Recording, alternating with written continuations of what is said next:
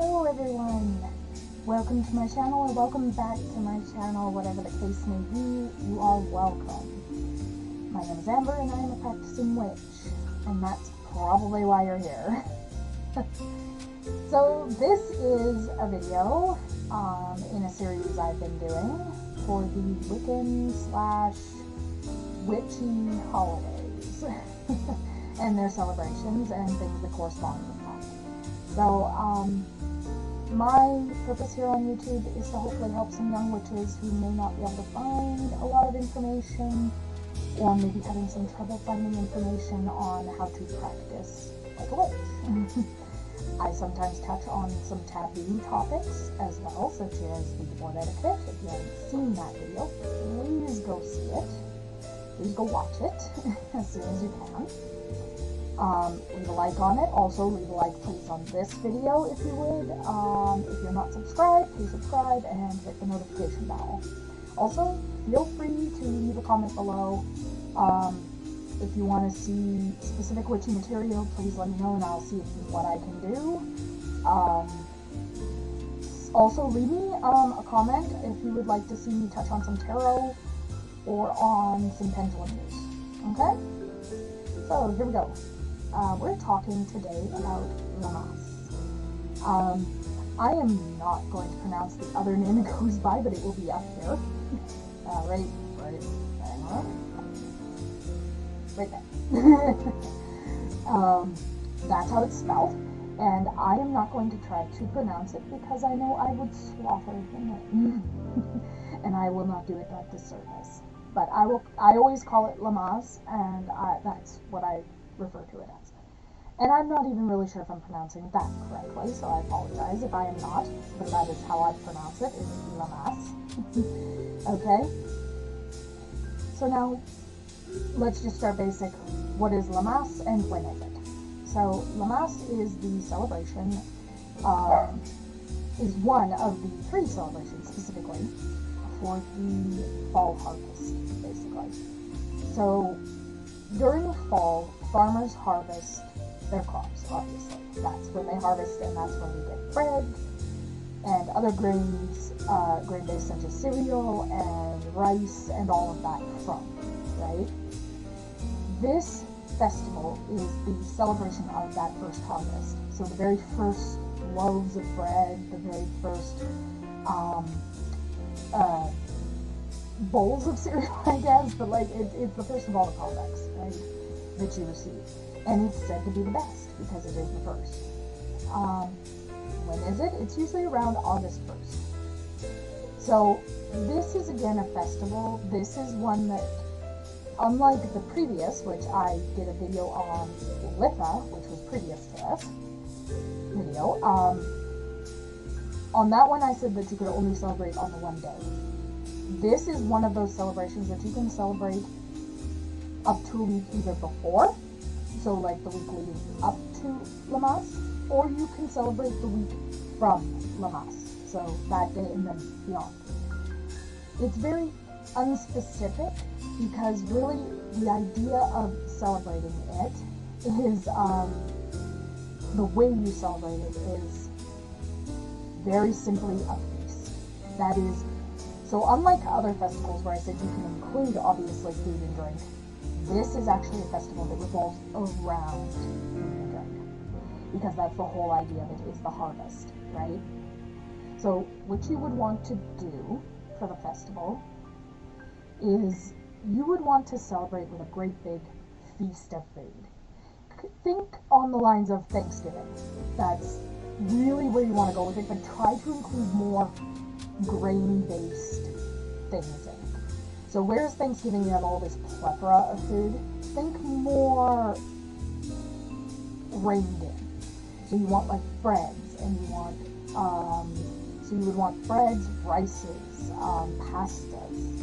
You would want, you could even do, there are grain-based alcohols. I can't think of any at the moment, unfortunately. You know what, I will do some research after I'm done this video, and I will put them here. So if there are, like, I know there are some grain-based alcohols, so I will put them here when I find at least a few. just to give you an idea. Okay? I apologize for not doing that beforehand. I should have, but you know, you can't plan everything. So anyway, they will be over here, the alcohols. But yeah, you want to include those sorts of things. And basically, that's really all you want to do, is just celebrate with a feast of these items to celebrate the farmers. You can also, I would encourage celebrating, because this stuff comes from the farm, comes from the farmers. Make sure these are things to make sure of. Make sure you're buying local, so make sure that you are buying from your farmers. Make sure that everything you buy, because you can have other things to go, I'm not saying to purely have bread, pasta, and all that. I realized how that sounded. But you can include other things that go with those. So for instance, you can include jams, and you can include fruits and vegetables that go with it. But make sure that all of that is all coming from your local farmers. That's how you can really celebrate this. This includes, you can buy milk and stuff too and have it there, because it all comes from your farmers, right? And it's just a big celebration of what they do. And basically you're giving thanks to them for harvesting things and giving them to you, but also you're giving thanks to the land for providing them. So make sure that you give a lot of thanks to the land.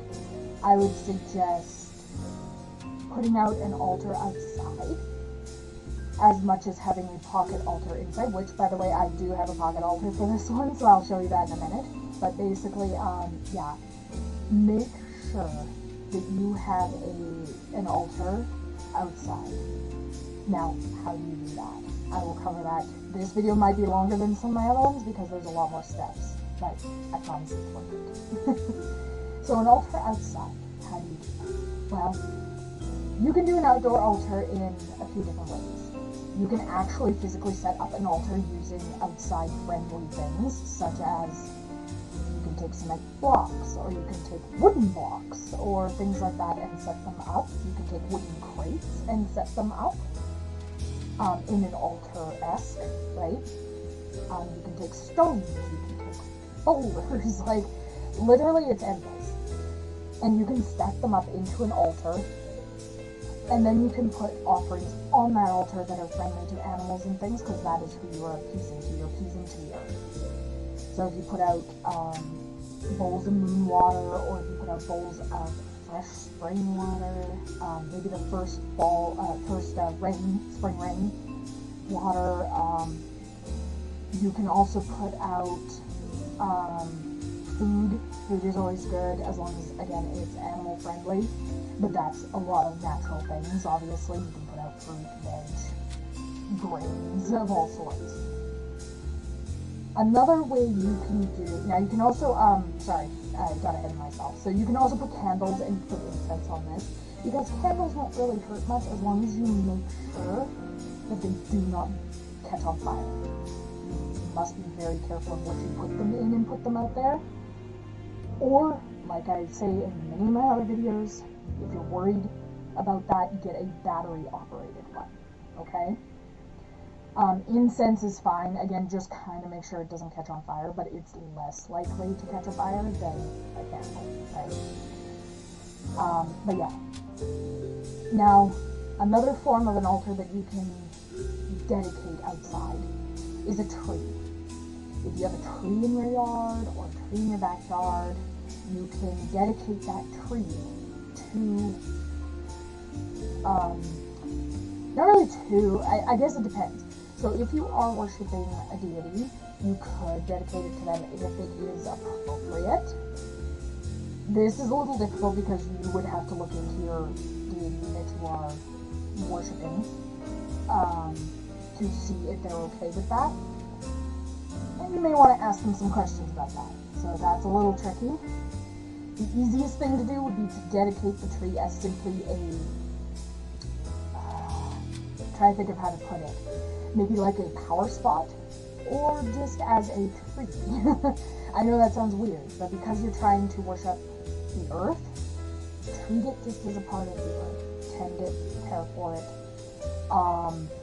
and all you have to do is put offerings at its base. That's all you have to do. I would not suggest candles, and I would not suggest incense, because those are not really friendly to the environment per se. Like, they can be okay, but it's not typical that they're found there. Whereas if you just place, like I said, if you dump a glass of moon water or a glass of the first spring rainfall water out at its base, right? Or you can put food at its base that will decompose or be eaten by animals. This is all natural and gives back to you. This is the idea, right? So that's what you want to do with that. You can also bury, the nice thing about having a tree outside that is kind of like an altar is you can write wishes on paper, just regular paper. Make sure the paper though is, make sure it doesn't have like any inks or anything in it. You know what I mean? Anything that would be harmful to the land. Make sure it is just paper, just plain paper, if that makes sense. You could even do some recycled paper, would be great. So like you can buy like the recycled paper that you can write on, that would be wonderful. But you can write wishes, or you can write like goals, but like you can write all sorts of things, like your ambitions or whatever on it, wishes, all sorts of things, and you can write it and put it in the ground at the base of that tree then, and it will decompose, and as it decomposes, your wish or whichever have you will go into the earth and be given back, and thus you will be granted it, right? So you can do things like that as well with it. And again, this is all things you can do on Lammas, okay? Okay, so I'm going to show you my pocket altar. That's the next thing, so one moment. There's my pocket altar for Lammas. Oh no, my candle fell over. I will fix that. It falls over a lot because it's not very sturdy. That's why it's in a glass. Oh my goodness, everything is just falling over. There we go. Okay, so I'm not going to tip it, but I will bring it up close so you guys can sort of see. So I've etched the cross on there. There we go. Okay. So that's my pocket altar. So I'm going to, we'll talk a bit on that obviously in a minute, but I'm going to go through quickly all of the clip notes that I have, as per usual, on my phone, of varying things associated with Lamas. Okay? So starting with the animals, there are cats, crows, pigs, roosters, and salmon. Those are the only animals associated with Lamas. Now, just to quickly touch on that before I move on, these animals, if you notice, are, if you're going to celebrate Lamas, you can also celebrate by eating these animals. And I know that sounds terrible, but it is still a thing, right? So, instance, if you go out and you buy beef, I'm always very, the thing I always suggest for you is, because I know a lot of people are a little confused as to how to handle eating meat when you're trying to be respectful to the earth. The thing is that we were made to be omnivores. That's what we were made to be. So the earth is providing us with these animals to eat, just as it provides the animals for other animals to eat, right? The earth provides deer and elk for wolves to eat, and bears. Bears also eat fish. Fish are provided for other animals to eat. You see my point?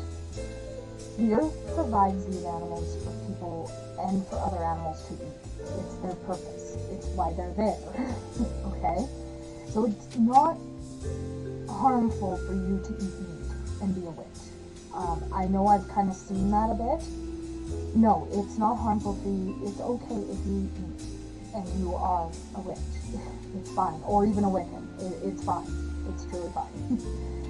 The idea is that you are respectful. Okay? This is the thing. So for instance, if you are a hunter, so if you actually go out and you hunt your prey, and you practice witchcraft or if you practice being a wiccan, my suggestion is always that you are respectful. So when you kill that animal, you make sure that, number one, you kill it smoothly and cleanly. Do not let it suffer. Don't do that. That's very disrespectful to our mother. That is very disrespectful. Okay? So allow the animal tones, use meat, use the antlers, use the whole shebang. I don't care if you cut the head off and mount it on your wall. Do that, because that is using a piece of the animal. But don't let the rest of the animal go to waste. Clean it and eat it, and or use the pelt or give the pelt away. Like, do whatever you need to make the rest of our animal useful. This is a way of worshiping it, because now you're actually using the whole thing. Okay? And this goes for any animal: deer, rabbit, moose, elk, don't care. Make sure that you are, using the whole thing. That's where, again, if you go to stores or whatever, make sure that you are buying local. If you're going to buy the meat, make sure that you are buying from your local farmers, and make sure that the local farmers are doing it right. Here in Canada, where I live, I don't ever have to question that the animals were killed both humanely and without, they're not suffering, they're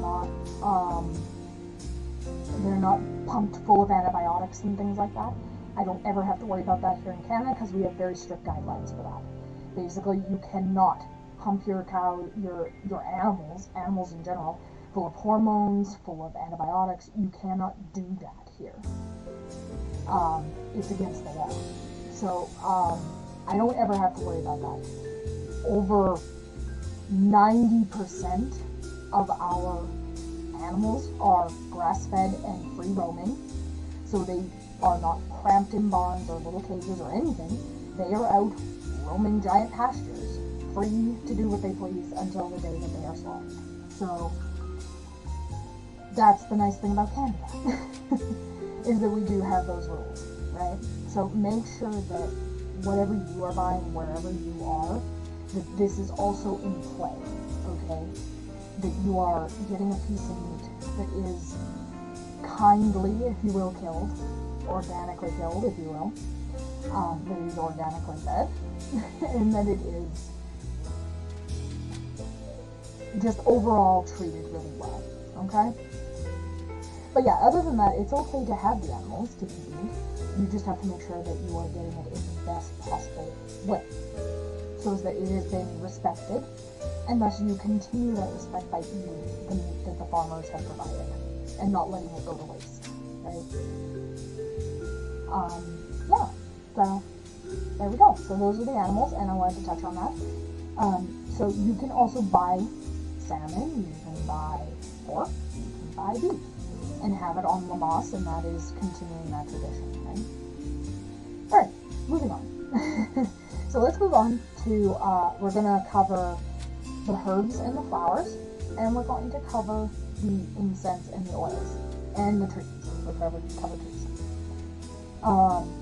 So first and foremost, the herbs and flowers are apple leaf, basil, blackthorn, clover, goldenrod, heather, ivy, marigold, peony, poppy, rose or rose hips, rosemary, sunflower, vervain, or yarrow. Okay? Your incense and oils are basil, frankincense, rose, rosemary, and sandalwood. And your trees are apple and oak. So, now let's touch on those a little bit. So, first and foremost, remember how I said about making an altar outside using a tree? Obviously, if you're going to do the tree purely for Lamas as your altar, I sort of suggest that, I sort of don't. If you're going to make a tree into an altar, try to make it one that you use continuously and for other purposes. But technically, like a pocket altar, you can use it for that same purpose. So that really is up to you. My suggestion would be to use it for other purposes as well. Anyway, If you are going to do that, use an apple tree or an oak tree if you're going to be purely for Lammas, because those are the trees that are associated with it, which we just covered. Now, any of the herbs and flowers that I mentioned, again, so first for your pocket altars, yes. So what you're going to want to do is you're going to want to take your pocket altar and you're going to want to cleanse anything to do with it with one of the incenses that were mentioned. So you're going to want to pick one.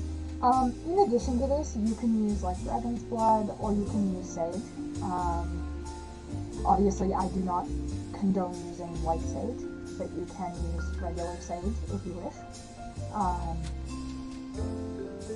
The other thing is, once you have cleansed your altar, your pocket altar, then you want to take any incense or flowers that I mentioned, and you're going to want to implement them into a salt and ground up eggshell mixture, which I have covered in previous videos. You're going to want to blend them all together. I put cinnamon sticks because cinnamon sticks are actually a part of kind of like the fall season that is also kind of being represented for that first harvest. So you can stand those up. Obviously, you could put anything else in here. You could also put sprigs of rosemary, or let me see, sorry, I've already forgotten. You see, I have a terrible memory. This is why I need clip notes. You could also do bay leaves. Excuse me, basil leaves is what I meant to say. I am so sorry about that. You could do basil leaves, or you could do a whole rose if you really wanted. You could put like marigolds in there. It's endless. So you can put whatever you want in there that makes you feel comfortable with that. Now I have a white candle. We've again covered this in previous videos. I'll go over it really quick though. White is a substitute for anything, including anything in these rituals or in any of these celebration rituals. Okay? I use white candles, but you can use colored candles, and I will go over the colors in just a moment. So yeah, so in addition you can use any other color. Actually, we'll go over that right now, because I mean, I'm right there.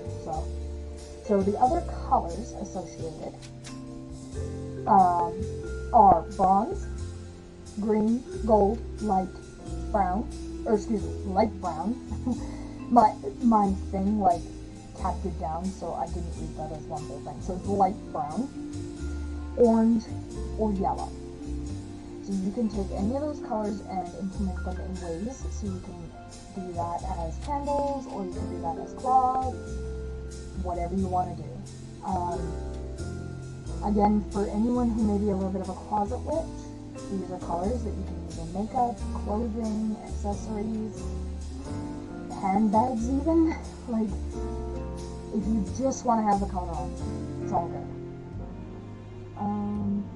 So now let's move on to crystals and stones real quick. So it's citrine, golden topaz, lodestone, moss agate, obsidian, peridot, tiger's eye, or yellow adventure. You can use any one of those. Again, to put around your house, put them in your pockets, put them in your handbag, put them on your altar, put them on your pocket altar, whatever you want to do. Okay? Again, with mine, I usually put the pocket altar on my altar, and then I usually put aspects such as crystals and such around. And that's how I do it. Again, I touched on this in the previous video because I hadn't thought about it before, but I wanted to touch on it again just in case. You can also make sachets or spell bottles that are very specific to these celebrations, if you wish. So keep that in mind as well. That you can make spell bottles using, and the way you would do that is use the herbs, the incense, the crystals, and maybe even an affirmation, all in these, and of course a candle to seal it. You can use that on any of these. For more information on making spell bottles in general, I do have a video on that, so go back and watch that, please. I would be greatly appreciated, and it does have some pretty good info regarding them. So you can go back and watch that if you want. And I'll give you some pointers on how to make a spell bottle in general. Just remember that with the spell bottles, you then would add, so like in place of whatever you do, you would just take the herbs, flowers, incense, all of that from Lammas in this case, and you would put that into the bottle instead, right? Okay. I think we've covered everything. I believe we have. So that's all for Lamas. This was quite a long video compared to the others, but there was a lot to cover with Lamas. It's quite a big celebration in general, and to be honest, the next few videos might be a little longer too, because those celebrations are also very specific. They have specific like things that you do to celebrate them. The next video will be on Mabon. That'll be the next video. But after that, of course, we have Samhain and eventually Yule. So with those three, Mabon may be a little shorter video, but Samhain and Yule will definitely be a larger video each, because their celebrations just have more steps to them. So, and just more to cover. So I hope you guys had a good time. I hope that I covered everything that you may need to learn how to celebrate Lamas. And if you want to know about the other celebrations, of course, go back and watch the rest of the series. Thank you very much for being here, and hope you guys have a very spooky day, spooky night, spooky week, spooky month, and of course a spooky year. So I hope you guys have a good day. Remain spooky. Bye.